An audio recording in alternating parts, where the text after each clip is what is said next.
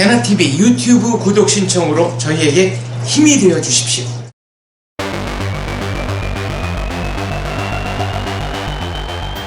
이충문의 국제정치입니다. 배나TV 시청자께서 아주 진지한 댓글을 달아주셨는데 꼭 좀 여쭤봐달라고요. 네네.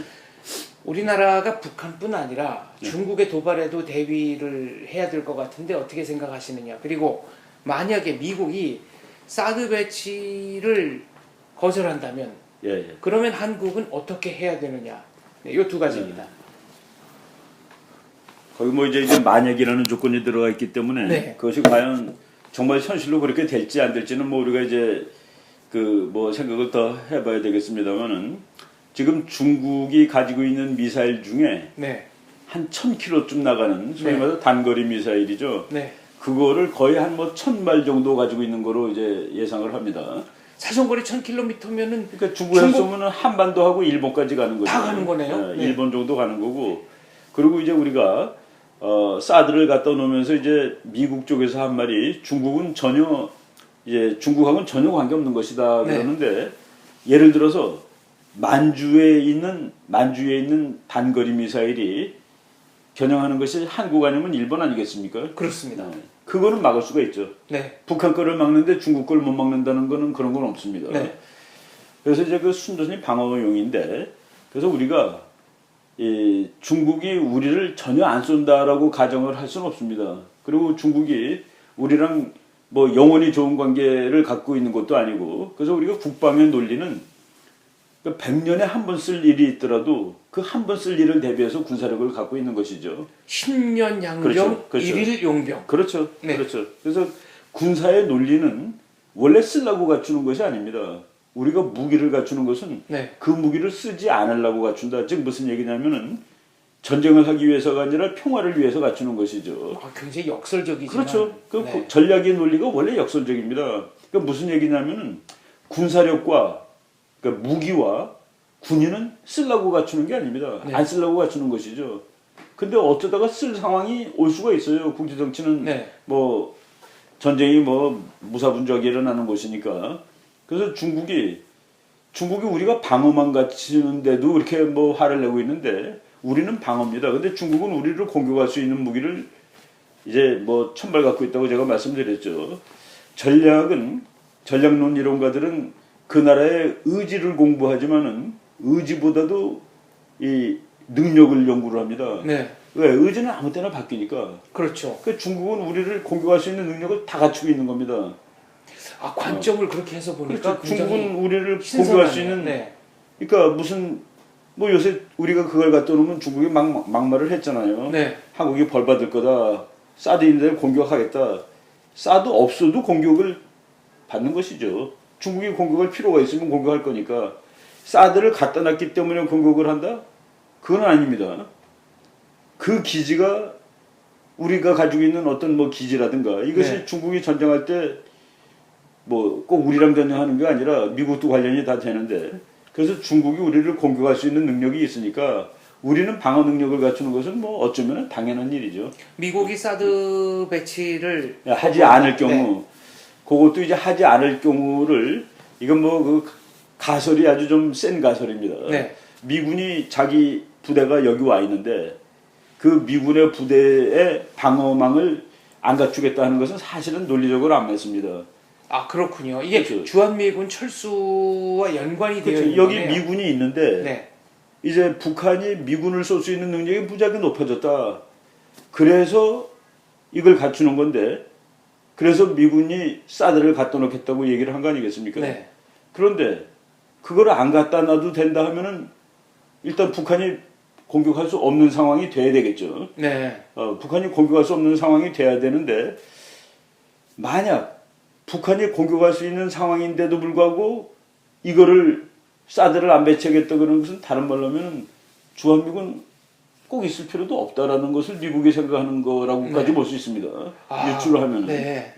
그러니까 어느 부대든지 가면은 자기를 보호하는 그 시설을 그 장치를 안 갖는다는 건 말이 안 되잖아요. 그죠? 그렇죠. 언젠가 강연에서 그리고 저서에서 주장하셨지만 군인들에게 최고 성능의 무기를 주는 것은 국가의 의무다라고 그럼요. 이춘근 박사님께서 그럼요. 주장하셨습니다. 제가 왜 그렇게 얘기를 했냐면은 우리가 돈이 없으니까 예를 들어서 100만 달러짜리 무기를 사줬으면 좋겠는데 그게 제일 좋은 건데 우리가 돈이 없으니까 50만 불짜리를 사줄 테니까 그거로 싸우세요 그러는 것은 그거는 국방의 논리가 아닙니다. 그 왜 국방의 논리가 아니냐면은 우리는 전쟁 나면은 민간인들은 총알 안 나오는데 그런 데로 숨잖아요. 네. 도망가거나. 피난을 가죠. 그렇죠. 피난을 갑니다. 근데 우리 군인들은 총알이 날라오고 죽을 수도 있는 곳으로 달려가는데 그 사람들한테 돈이 없으니까 이 무기로 싸워달라는 건 그건 말이 안 되는 것이죠.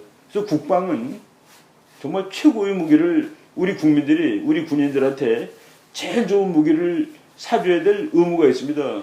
그래야지 그 사람이 국가를 위해서 목숨을 바치는 거죠. 그 제일 어려운데 네. 그 뭐 미국 사람들은 정말 그 죽을 수 있는데 그 자기 젊은이들을 보내는 건데 그러니까 최고의 무기를 사줄 의무가 있다고 그렇게 생각을 하는 겁니다. 우리도 마찬가지죠. 인계철선과 관련된 얘기 같은데 인계철선이라는 게 이제 트립와이어. 그렇죠. 네. 트립와이어라고 그러는. 그러니까 북한의 도발로 미군이 한 사람이라도 이제 인계철선이라는 사망한다. 것도 네. 예를 들어서 이제 그 줄이 있는데 여기를 건드리면 저기서 땡 하고 울리는 그게 네. 인계철선입니다.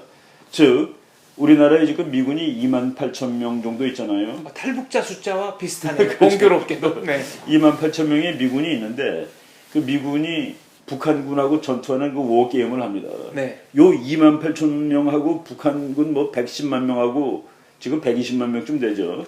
전투를 하고 미군이 중원군이 안 오면은 가까다 서울을 뺏기는 거로도 나오고 그렇습니다. 아 가끔은. 그렇죠. 네. 아니, 그러니까 뭐, 전략 게임을 해보면 뺏길 수도 있는 뺏길 수 있는 거죠. 네. 그런데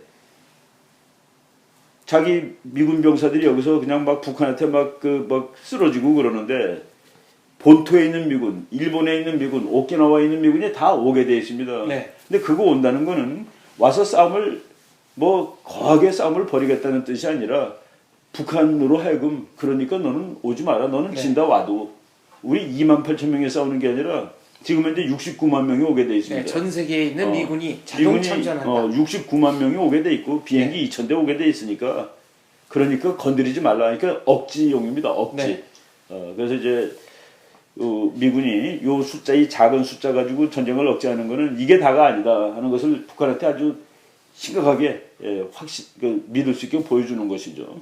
질문을 한 저희 애청자는 중국의 공격에도 우리가 대비를 해야 되는 거 아니냐, 역사에 가정은 없기 때문에라고 그렇죠. 글을 남겼는데 그게 그 논리대로라면 한미 동맹이 있는 한 중국도 그렇죠. 굉장히 그렇죠. 군사 작전을 펼치기에는 참 어려움이 우리가 많겠네요. 이제 어떤 무기를 산다 했을 때 그 무기를 예를 들어서 군함을 사왔다, 이지스함을 사왔다 그러면은 이지스함이 북한하고만 싸우는 것은 아니라는 건 세계가 다 압니다. 네. 그죠? 멀리 가서 우리 해로도 뭐하고 그리고 뭐 중국이 뭐 언제 최악의 경우에 그 우리는 그 나라하고 싸울 의지가 물론 싸우겠다는 생각을 하면 안 되지만은 그렇지만은 너희들이 우리를 위협하고 그럴 때는 우리를 막겠다 보호하겠다는 안보라는 건 항상 최악의 경우를 그렇죠. 상정해야 되는 거 아닙니까? 전략론의 원칙은 네. 비관론입니다. 우리가 이제 병에 걸릴 수 있다고 생각을 하고서 건강을 조심하는 거 아니겠습니까? 네. 그렇지만 뭐 병에 걸릴 확률이 뭐 이렇게 100% 되고 그러진 않아요. 네. 그렇지만은 아주 확률이 낮더라도 우리가 대비하는 것이나 마찬가지죠. 안보. 국가는 무너지고 나면 다시 세울 길이 없는 거니까요. 안 되는 것이죠. 그리고 국가하고 우리가 그 국가라는 거는 회사와 다릅니다. 동창회랑도 다르고 국가는 칼 가지고 지키는 조직입니다. 그리고 우리는 국가는 탈퇴를 할 수가 없어요. 회사는 회사 사장님이 네.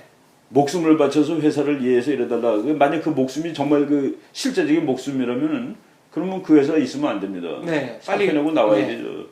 근데 국가가 목숨을 바쳐서 나를 지켜달라 그러면 뭐 방법이 그래서 국가라는 조직은 우리 인간이 만든 모든 조직하고 다릅니다. 국가 안보 제일 중요하고 사람과 마찬가지죠. 건강이 중요하듯이. 네. 알겠습니다. 베나TV 독자 여러분께서 진지한 질문 해주시면 제가 이춘근 박사님께 이렇게 전달을 해드리고 그때그때 정말 1대1 강의처럼 네, 이렇게 질문에 답하는 시간 정기적으로 갖도록 하겠습니다. 말씀 감사합니다. 예, 예.